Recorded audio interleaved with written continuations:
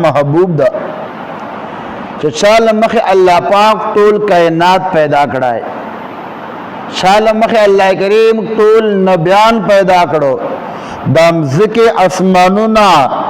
دا غرونه، دا دریابونه، دا ونه او دا بوټي، الله کریم هر شای د خپل محبوب کریم صلی الله علیه وسلم په وجه باندې پیدا کړ. او دا حدیث مبارک دا، حدیث مبارک دا حدیث قدسی دا.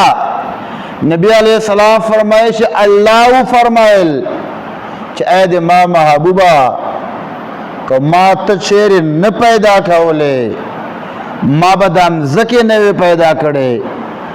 ما به د اسمانونه نه پیدا کړي، ما به د غرونه دریابونه، ما به د کائنات نه پیدا کړای، ما به د فرشته نه پیدا کړي، ما به د نبیان نو پیدا کړي. تر دې حد پورې چې د ما محبوب صلی الله علیه وسلم که چیرې ما ته نه پیدا کولې، ما به د خپل خدایي نو ظاهره کړي.